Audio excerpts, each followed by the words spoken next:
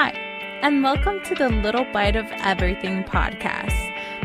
This podcast is for foodies, life enthusiasts, creatives, deep thinkers, you name it. We believe in the power of insightful conversations. So, let's bite down on diverse topics, discussing our personal perspectives and experience. What are we waiting for? Let's dig in.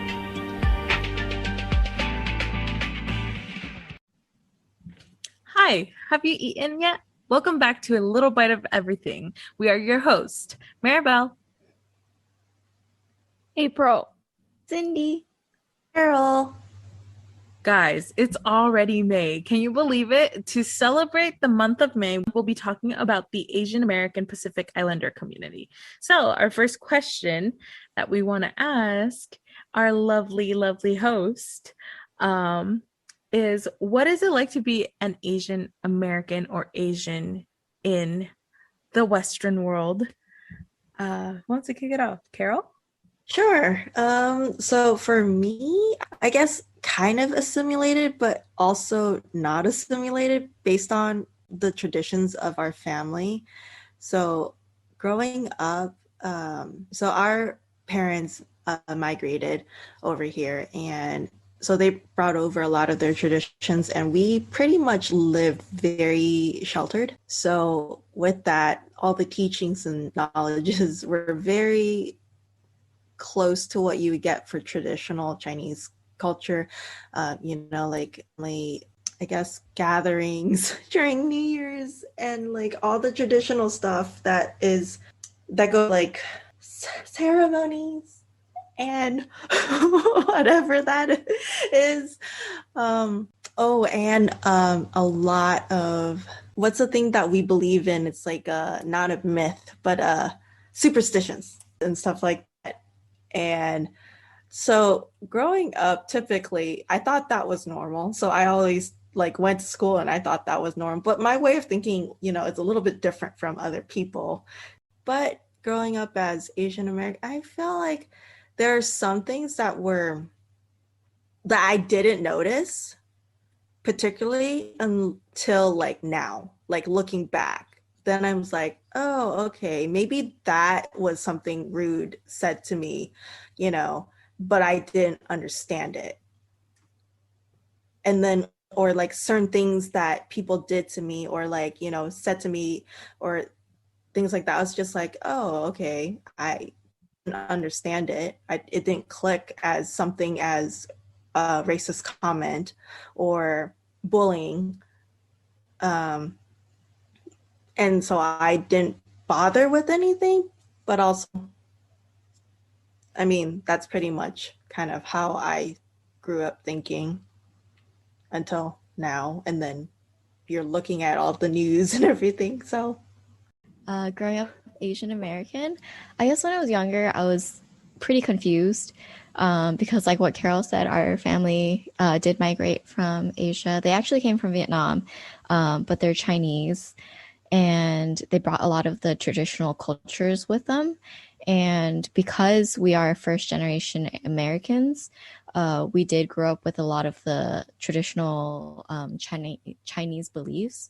So going to elementary school and stuff like that, I was confused because we were at home, we were raised a certain way. And then going to school, seeing how my friends and my peers acted, I was wondering is it okay to act this way? Because our family is pretty conservative. And then for example, we treat our elders with a lot of respect and not just the older members of our family. It's teachers. So when I see kids or students talk to their teachers in a certain way, I'm like, oh, can you really do that? It's so disrespectful. And then I guess another thing is when I remember in elementary school, my parents or my mom, she would always pack lunch for me. And I remember telling her certain days, don't pack lunch for me. I want to get lunch with my other friends, just to be blend in. Yeah, blend in with my American friends. Or if the food I brought was smelly. I didn't think it was I was smelly. gonna Like, ask that because I heard a lot of mhm. lunchbox stories Yeah. I from like remember Asian once household. Yeah. I brought like pot stickers, and I don't know, I like the smell of pot stickers, That's but my because we friend's grew like, up with it. yeah, yeah. But my friend was like, "Oh, that stinks," and I was like, "Don't ever pack pot stickers for me again." Oh, Um, but yeah, I would cry. so um, I gave everyone burritos growing up, so I'm like, yeah, burrito Frida, here you go. for you. Um, But I get it. Dang. mhm. Yeah, so I had to like make sure the lunch wasn't like smelly. And Hmm. what else? I mean, I guess when I was younger, I did want to fit in more to my the American side. Um, I definitely watched more American shows, um, and like listened to American music just so I could understand what my friends were talking about. But I think as I grew older, I kind of embraced the Asian side more. Um, because before I was like, oh, okay, yeah, I'm Chinese. But then I think now I really appreciate that I'm Chinese. And I definitely like get more into the culture more than I was when I was younger. Yeah. I think it's probably because like you're in this American culture, like this environment, which all these American culture is so close to you, where the other side of you, the Chinese side, is like a little further. So that's That's why. true. Yeah, I feel the You same. actually bring up a good point because when I was elementary, junior high, high school, like I do want to like fit in with my friends. So I definitely did more like American things. But as I grew older, I kind of found my group of friends, which were more like Asian, and we shared more of the same interests, which is Hmm. why I got more interested in the Asian side and like embraced it more. Yeah. It's like you started identifying with a lot more like Mm-hmm. Asian things that like actually mattered to you. Mm-hmm. Hmm. Yeah, like my interests. Mm-hmm. Nice. April? Yeah, can I just say that to me, being a, I don't know, a Asian American, it's I learned a lot of um like a lot of Asian things in English when I moved to America. It's like Like a lot of things. expectations? No, it just no a lot of Asian cultures, like the words that you would use to describe Asian things in America, in English, Mm. of course, like the Chinese dish. Like you know, because they're Chinese dishes, so you don't really Have an English translation for them. yeah, you know, like when sometime when I translate to English or to another language, sometimes it gets weird. Uh, but in America, if you want to get something like that, you have to, know always this in English. Sometimes the interpretation or the translation could be very interesting. Like you can tell that's like a straightforward translation. Like the peasant duck or something Like that what you was guys were talking about last week, I think. Beggars. Beggar's the duck. beggar chicken or Duck. yeah, beggar's chicken. I think that's a translation. Yeah. That's very straightforward. That's exactly how it means. Like if you look at the Chinese words, that's how it means. Um, but it's actually describing how you make it. It's a very simple way of making it. So people call it beggar's chicken. Something Hmm. like that. It's the So first thing funny. I learned because I didn't grow up here. So yeah, I would say the very first thing I learned when I moved down here is just learn all the Chinese traditions. Anything really with Chinese that I wanted to get in here, English. That's actually very funny. Uh, yeah, like a kung pao chicken. Because to me, because I grew up in speaking Chinese throughout, you know, uh, I guess my first 18 years of my life. Then we Okay, this is a funny story. Because maybe I don't know if it's just me or not only me. Sometime when the translation is like for example, 空包 chicken, we say in Chinese it's like a 宫保鸡丁. You know that it's like the pronunciation when it goes into English is like a little, you have to like follow the English rhythm, like a 宫保 chicken instead of 宫保鸡丁. That's what I find it really interesting. Like I want to say how we say it in Chinese, like at least, some of the words, if it just like direct translate, doesn't really have a meaning to it. But you have to really say it in English flow, like 宫保 chicken. Uh-huh. That's what I find. Like what I found it really hard. It's like when I learned Cantonese, I know how you say it in Mandarin, but with the same word, because Mandarin and Cantonese, like when you're writing it, there's no different. It's just how you say it is a little different. You see the words, but you cannot pronounce it how you think it will pronounce. You have to pronounce it differently because it's actually in another language, that kind of thing. Mm-hmm. Yeah. I do that all the time too. Like no one says tortilla. Like everybody's like I say tortilla because or like people say tortillas, but I'm like, okay, that's Mhm. closer. But it's like, yeah, you're gonna try to say it in your native language because that's how it's intended. Like you can't really change it. It's Mhm. how So it funny. rooted in your mind that how it's supposed to be pronounced. Yeah. But yeah, sometimes it's funny. Yeah. Mhm. Like sometimes like Shanghai, like when I see it, I was like, I want to say Shanghai, but then I'm like, wait, does that Yeah, sound too 'cause weird? I'll just say Shanghai. yeah, something like Hi. that. Because in Chinese, we always go down. Like when you're talking, like your tones always go down, like Shanghai. But in Mhm. English, it's always going up, like Shanghai, something like that. Um, yeah, Shanghai is a good example. But yeah, I know like personally in my culture, there's some like something as like not being like Latin enough or not being like Asian enough. Did you guys ever feel like that at any point? Like, oh, I'm not good enough as an Asian person because I don't know how to speak my language or because I don't know how to cook certain things. Like, is there any like scenario where you guys have felt like that?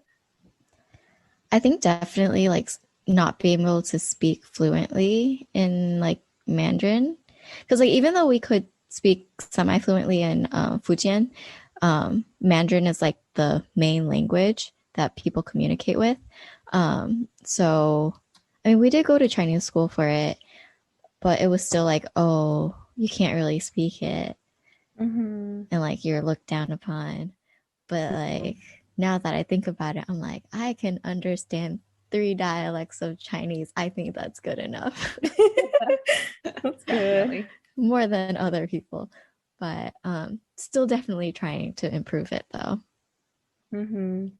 It is And I think that learning. has changed for me too, my view on like learning Chinese. Because going to Chinese school, like I hated going to Chinese school. We'd go every Sunday for what, 2 hours? And I'd be like, "Ugh, I could spend my Sundays like playing outside. Um, but after, I think it was around high and nor towards the end of high school, I was like, okay, I really appreciate being able to speak a different language, which is why I continued learning it Mm-hmm. in college. But yeah, before I hated going to Chinese school. Oh, I almost quit so many times. Like I would be like to my parents like, "Okay, if I do this, I'm quitting. If you want me to do this, we have to trade. There has to be a trade-off, you know. Like if you want me to do this, I'm quitting Chinese school or something like that." Yeah, I just to say, You want like me to Cindy clean my is so room? much. I'm gonna quit Chinese.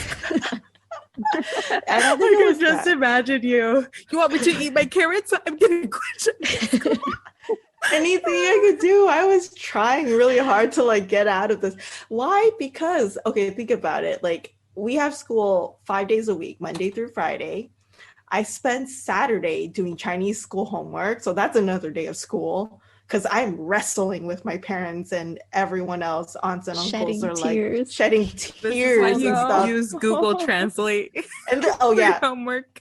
Yeah, that's where I use like Google Translate for my homework, and I get like that 20th follow for spring break. But yeah, no, it's like that, and Remember then you have school on Sunday, and then on top of that, you get more homework. Yep. So it's like homework every day of the week, and then Saturday you have Sunday homework, and then on Sunday you get more homework. Yep.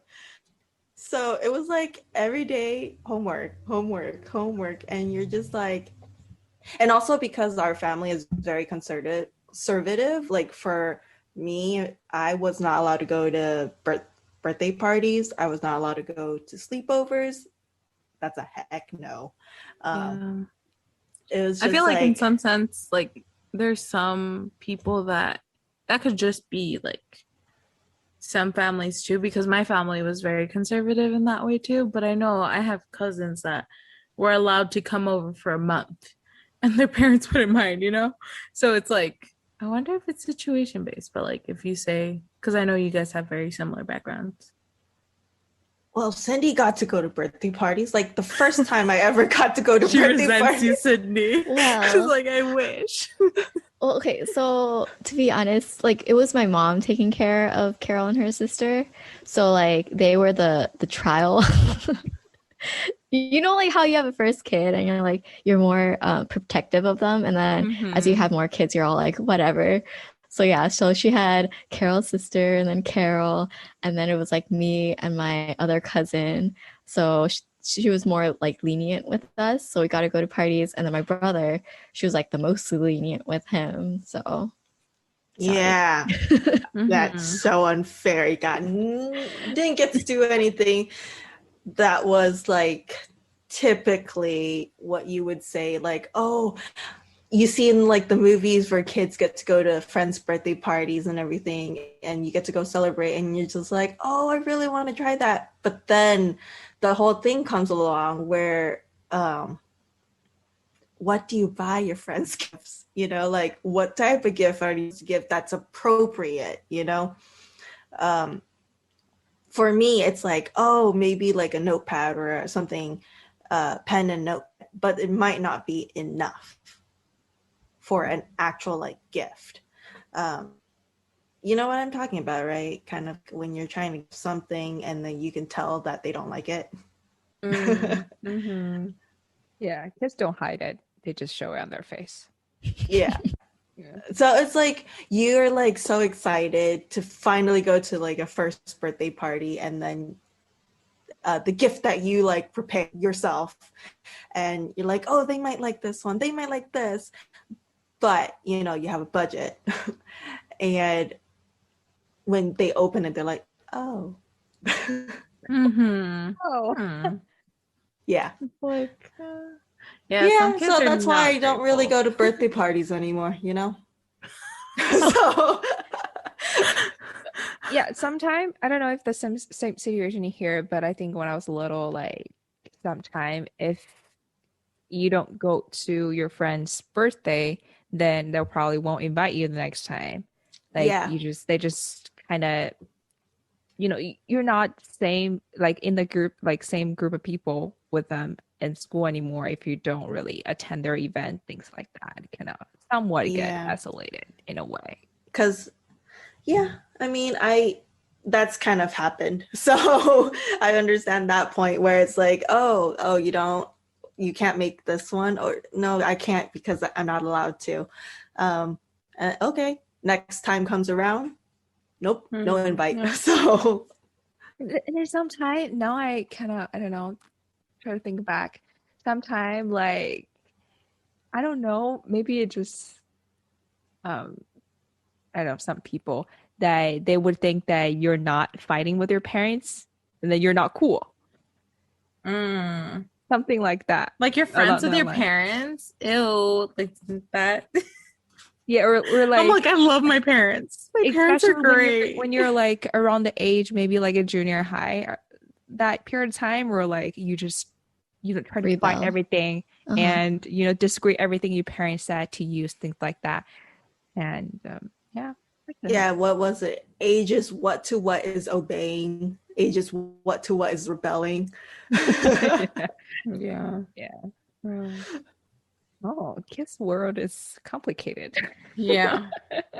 I mean, you guys kind of answered, but like, how do you think growing up in America has influenced your ideas and your culture and behavior? I know you guys talked a little bit about how it's been with language, and like you've been proud now, Cindy, that you understand a couple different dialects. But is there anything else that you guys want to add to that? Um, I would say we are definitely not as conservative as our parents are, or like we're more open-minded. Mm-hmm. Because like with them, when they see something, they only see it in like the way that they're raised, and like it can only be this way. But for me, at least, I can understand them. Like I can see where they're coming from, but I can also see it in like a different way, like a more open-minded. Like, oh, it doesn't have to be that way. Mm-hmm. Um, so yeah, and then like we learn about different cultures in school too.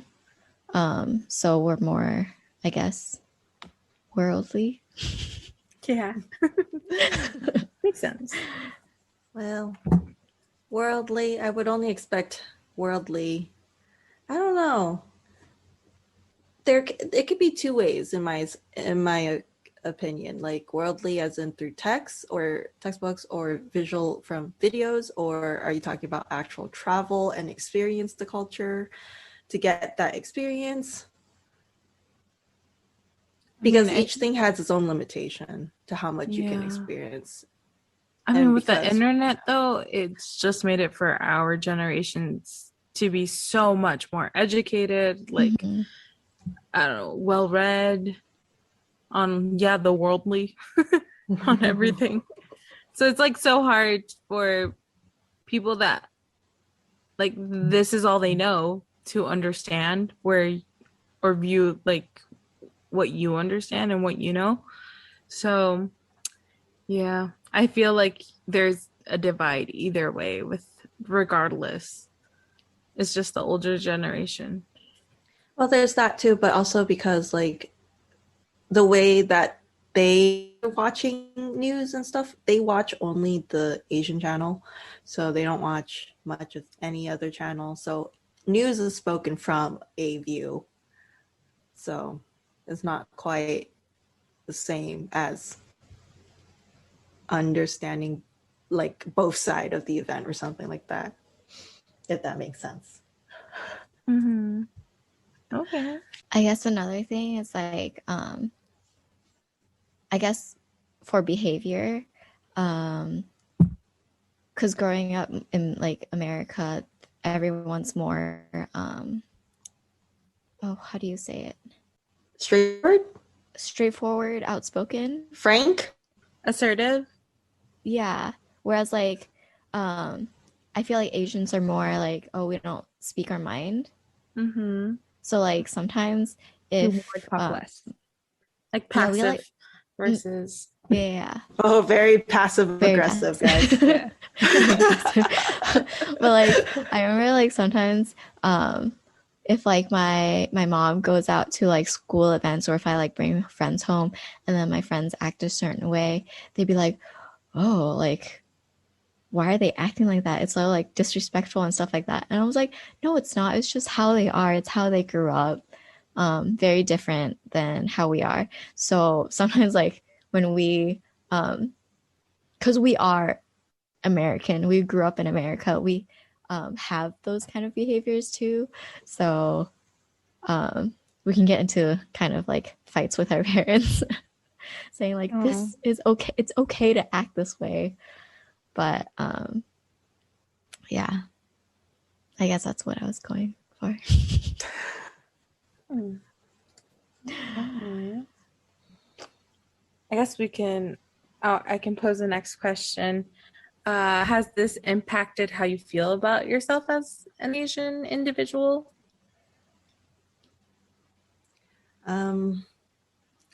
Well, yeah. I mean, over Like, have the you ever time. felt guilty for acting or behaving in a different way, like an assertive way in your household, thinking that you could possibly be a disrespectful or dishonorable child? Yes, that's definite yes, right there. I agree. Because you know how we're here is uh, fight for your own belief, stand up for yourself, kind of the way everyone translate things is a little bit different. But like I literally took the translation as, oh, I'm not gonna, you guys are putting me through kind of constant, and that's the rebellion in but yeah, like, and then how you're also being taught is being respectful, and the one thing that was like how to kindly disrespect how to kindly disrespect your elderlies. But what was it? How to respectfully disrespect your elderlies. Oh gosh. There's a fine line of how you do it. So Yeah. but the way I did it was very much like the outbursts, because I've never experienced how to, or it was never kind of put in a situation where you kind of talk it out and fight a certain way using words or something like that. And also, my thoughts and like learning, it's also from movies and videos and whatever I see gathering. So for example, like if we're watching TV and the way someone acts and reacts to like a I guess oppression or something that's taking them down is to blow up, then that's what I thought was natural, is to kind of be aggressive in like my wordings and like and that's what I thought. And then when you see it, like your friends or people around you in your school environment is also like sometimes doing that, then you're like, oh, is that normal to do that? And then you come back and think about it now, you're like, oh my God, that was very disrespectful. That was very rude because of the things you say. And, like the whole thing about American culture being like, once you're 18, you leave the nest, Mm-hmm. And for like, I had actually made my mom cry at that point because I was so like ready to like leave them. Yeah. So because like the one thing that we're fighting about was an ear piercing. Oh, I asked my mom when I was in high school, like, can I get an ear piercing? And then she said that if you get it, you're not coming home. My And dad then said that if I got a septum piercing, he would yank it out. So, but then I realized I wouldn't look good with the septum piercing either way. But it was also because like in high school, like in China, we're not allowed to have ear piercings anyways. Mm. Well, my mom's like, if you ever get a tattoo, I'm gonna skin you. My brother is getting one. We'll see. Yeah. You're Trial- like, trial version. hamster, guinea pig there. I was like, you can get it first. I'll get it after you. Test the waters first. Yeah. No, Yeah. I totally agree with you, Carol, though. Like when it comes to respectfully disrespecting someone, I had an experience with my grandparents where I was really offended by something that they said, and I was just like, no, I'm not gonna let them talk about me or like have these assumptions of who I am as a person because of like, I don't know, something so dumb. I don't remember what it was, but I learned that I had to set some boundaries. I was like, honestly, you hurt me, you said this, and it was like so mature of me. Honestly, I commend myself because like I would have never done it, but I was like, you know what, they hurt my feelings, so I'm gonna tell them. And I was just like, you hurt my feelings, And I want to let you know that this is something that you shouldn't probably talk about because it's like a real trigger for me. And I love you guys. I love you guys so much. It's just like, I don't think it's something that you guys should be talking about. It's none of your business, respectfully. So I'm like, and like after that, it was so weird that we got closer because we had that vulnerable conversation where I was like, this is the boundary I'm setting. Like, we can joke around, we can talk about a little bit of everything, but this is like the one thing that I'm like, just stay out of it. So and I felt so guilty, like coming back, and like I've had conversations with like other family members and friends, and I'm like, yo, was that wrong of me? And then my sister told me the other day, no, she's like, no, you just set a boundary. And I was like, yo, I felt so good though. Because like ever since we've gotten so much closer, and it's like I still respect them and like I love them so much. It's just something that I needed to do, and I felt guilty about it. And I felt like it stems from like, don't disrespect your elders in our culture as well. So I was like, oh dude. But I feel like it needed to be done in order for us to have a better relationship. I feel like that's a very like American thing to do. Because I feel like in Asian culture you don't do that at all. But I have seen myself doing that with my mom recently too. Because before, like when she would get mad at me, like I'd be like, oh, whatever, like she can get mad, I don't care. But now I'm like, I think about it and I'm like, okay, I know why she's mad at me. I need to explain to her like why I'm acting a certain way, and like if there's a misunderstanding, I need to like clear it, because I just don't like misunderstanding. And I think it also comes with like age too, getting more mature. Because before it's like, oh, whatever, I don't care. She can think what she wants to think. And like, I'm right. But now it's like, no, I need to make this clear. So yeah, I think it's very an American thing to do. For sure. If there's not anything else, let's leave the heavy and go into the fun. Who are your favorite Asian American influencers or influences or influencers? Let me know. I have a few. I really liked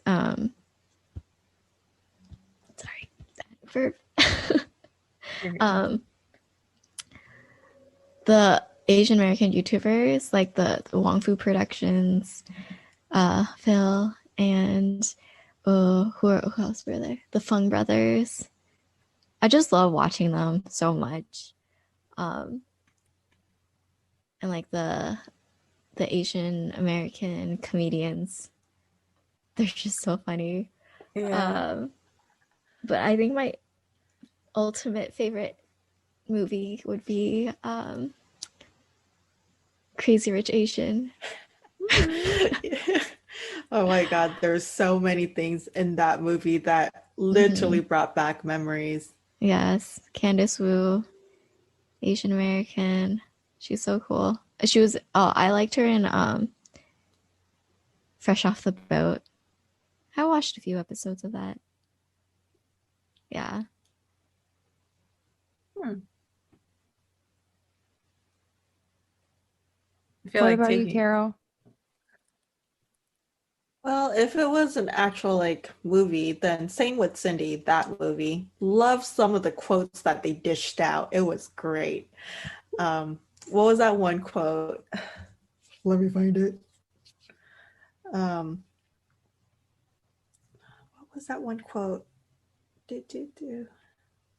It's not my job to make you a man, because I can't. Oh gosh, how'd it go? Right. Oh my god. Oh, it's not my job to make you a man. Oh wait, hold on. I can't make you something that you're not. Yes. Oh. Digs. Oh. Dang. Yeah. It's not my job to make you feel like a man. I can't make you something you're not. Oh. Yeah. When they said that, when she said that, I was just like, Oh yeah. I find the spirit. Oh my god. We were at That's the a good theater one. during that time, and when she said that, everyone in there was like, "Oh." So good. That movie was so good. I actually watched it in theaters twice because I was like, yeah, this is good. Oh, and the music. Oh my gosh. All the music, all the food that they were eating, Oh, all the things that they were saying, like it's very relatable, and it's like so the things that happen in some shape or form, like who were like, oh, we understand that. Oh, that's so true. Oh, it's so great. Um, but yeah, that's pretty much it. Do you guys have any Asian American influences or influencers? Well, if you're talking about foodie, Mikey Chen from Yes. Strictly Dumpling. Mm. Love watching his videos. Love watching the travels, especially all the food that he gets to eat. You're just like, eat more. Eat more. But yeah. I'll say mine are a little less. I guess like Ryan Higa and Dietrich's. Love them. Especially because Dietrich's was so racially ambiguous that at the same time it was like I could identify with a lot of him. And I'm like, then I realized, I'm like, of course, like Philippines, Mexicans are essentially the same, a little bit different. But I think he's like a little bit of everything. He's like Scottish and like Irish. Scottish and Irish are very similar. But he's like mix. So I understood that a lot more. And yeah, it's just like a couple other YouTubers. Who else? Oh, Sam Sui. Wong Fu for sure. Yeah, Wong. Love Wong Fu. Who's the other guy? Jason. He's a singer. Jason Chen. Yeah. Yeah, he's singing a lot Asian. of J Cho song. Yeah.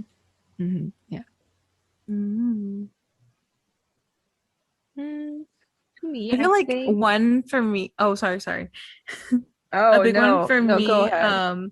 was Ailey, Oh, the singer.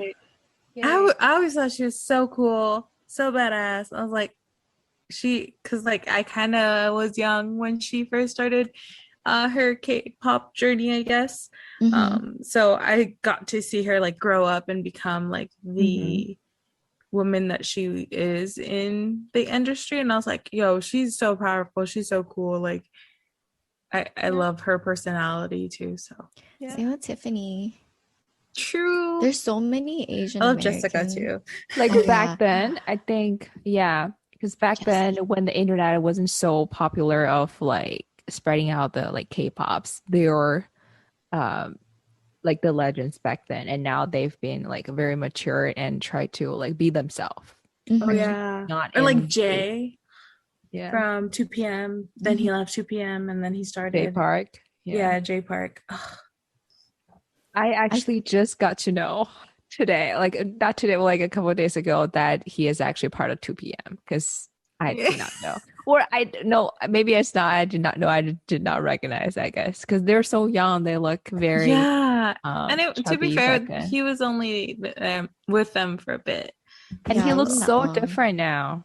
Yeah, I think so during their time in 2PM, they at one point they were like building up, like.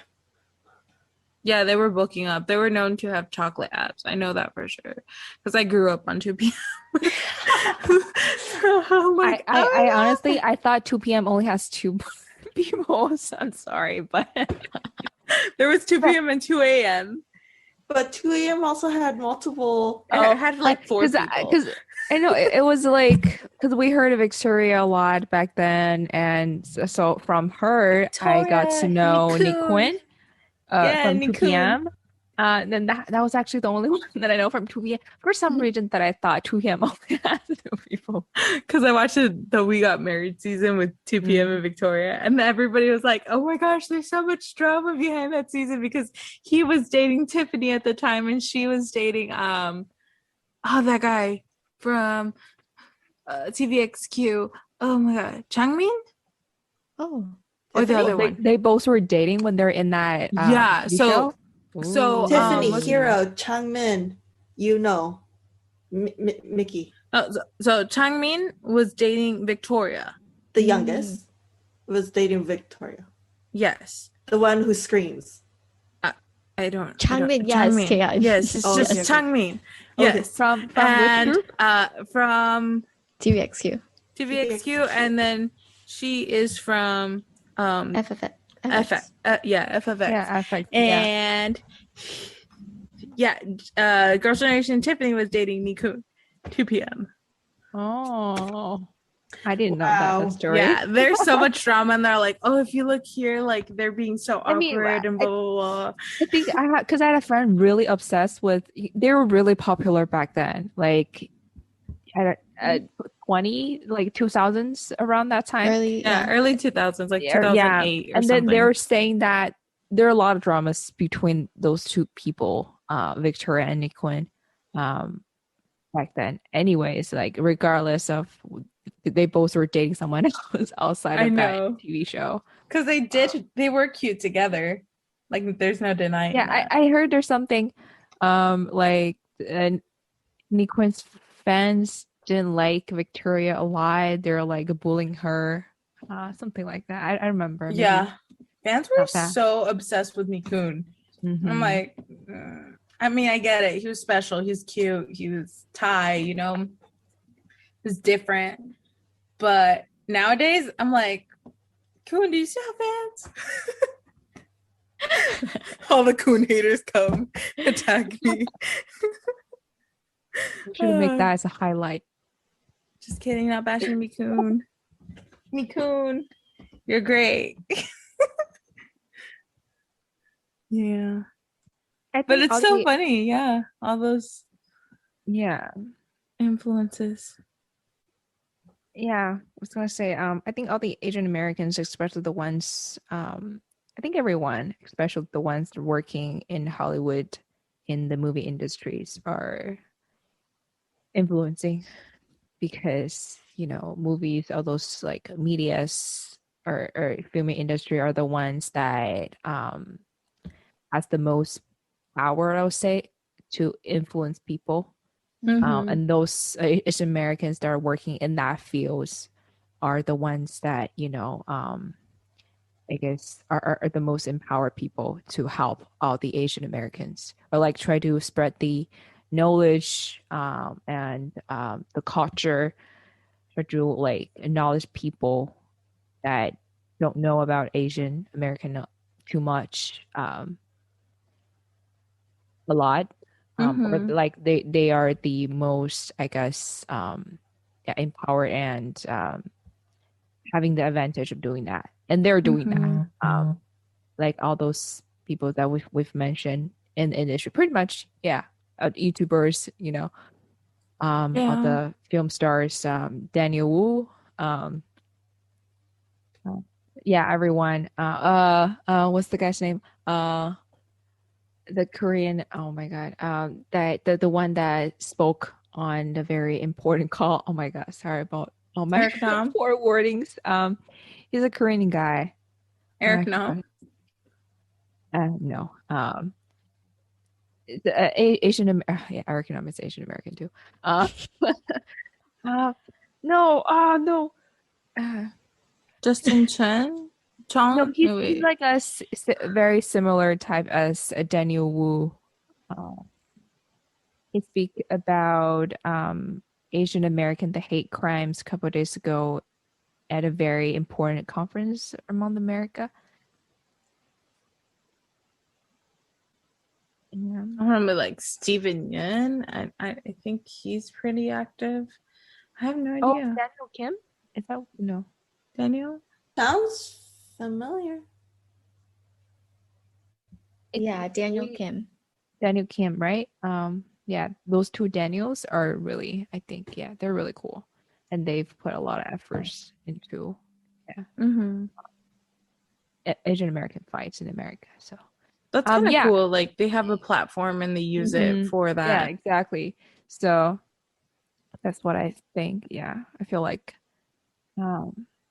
yeah, they are, yeah, basically the empowered group of people that are helping out Asian Americans in America, or like in Western Mm-hmm. communities in general. Yeah. And for like, I guess like Asian communities, advocacy lately has become a big thing. And like I like this quote that we have here. It says, "Tell me and I forget." What? Sorry. Yeah, tell me I forget, teach me I remember, but involve me so that I learn. Yeah. I think that quote goes so like it's so resonating, I guess, right now with everything that's happening and this like new advocacy for just like more appreciation and understanding of AAPI like communities, just to understand and like take down racism because it sucks. It really does. And the fact that we're still seeing it in 2021, it's ridiculous. So, yeah, it's not just about like reminding people and telling people, it's about like educating them, involving them, and making them really understand and see um the horrors that the community is going through. So, yeah, I think that's a really good quote. Yeah, I think that's for everyone. And we also have, I think this the other quotes will be a good one for all the Asian Americans out there, that don't ever think just because you do things differently, you're wrong. I think everyone's unique at some point. And then everyone should embrace their uniqueness, because you don't want to be same as everyone. Um, that way will probably become a stumbling line, right? But that's not true. So that's kind of what we want to share with everyone, that yeah, embrace your uniqueness and be different, and be reasonably different. I guess that's the core. Well, we hope that you guys enjoyed this conversation of just you ladies kind of explaining a little more of growing up Asian American and the communities, the behaviors that you guys took part of, and I don't know, just celebrating your heritage in a sense and trying to keep it alive. If you guys have more like questions you guys want to ask about this topic, let us know. Drop it in the comments, email us. But with that, we're gonna wrap it up and we're gonna move on to our foodie segment, which we wanted to just talk about favorite Asian food. So who wants to kick it off? Peking pork chops. Hot and sour soup. Egg rolls. Garlic Dumplings. green bean, sushi. Dumpling is all-time favorite, no doubt. Oh my god. Same. Any dumplings, soupy dumplings, meat dumplings, seafood Because like dumplings. when you're having dumplings, not like you're having dumplings every day. You could have a different dumplings every day. Right? It's like tacos. You're not having the same tacos every day. You're having chicken tacos, shrimp tacos, Exactly. beef tacos. And then you can have either to be hard or soft. So Mm-hmm. Hard, soft. Oh my god. Was it pan fried, boiled, deep fried? Mm-hmm. Fun fact, we really don't have hard tacos in like that. I feel like that's an Americanized Mexican taco. oh, But we have tostadas, which is like a fried like corn tortilla, and then you put beans on top, and you still eat it. It's same ingredients, just you bite it. It's flat. It's a tostada. Yeah. Instead of in a shell. Which is so funny because it's just arranging it differently, but it's still going in your body the same way. I love ceviche. Ceviche is so With good. yes. I love it. I love it.